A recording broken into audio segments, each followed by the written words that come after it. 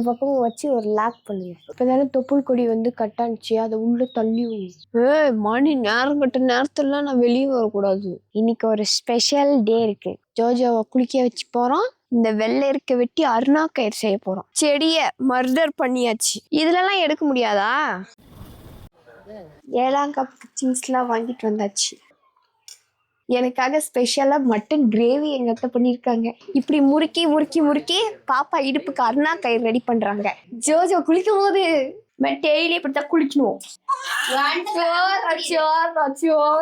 குளிக்க வச்சதுக்கு அப்புறம் கொஞ்சம் ட்ரைட் ஆயிடுச்சு ஜோஜோ. தோல்லாம் அது குழந்தைங்களுக்கு புரியும். குளிக்க வச்ச எக்ஸ்பீரியன்ஸ் எப்படி இருந்துச்சு? இதான் என்னோட அவுட்ஃபிட், இது பாப்பாவோட அவுட்ஃபிட். குழந்தைக்கு பொட்டு வச்சாச்சு. 7ஆம் கப்பு ஃபங்க்ஷன் முடிஞ்சிருச்சு. ஜோஜோ பார்க்க சூப்பரா இருக்கு தெரியுமா? எப்படா சோறு போடுவாங்கன்னு இருக்கு. ஏன்னா நான்வெஜ் எனக்கு. ஜோஜோ கண்ணு முடிச்சதுக்கு அப்புறம் பயங்கர ஷாக் ஆக போகுது. நல்லா இருக்கா? இங்க பாரு, பஃப் கையெல்லாம் வச்சிருக்கிறியே.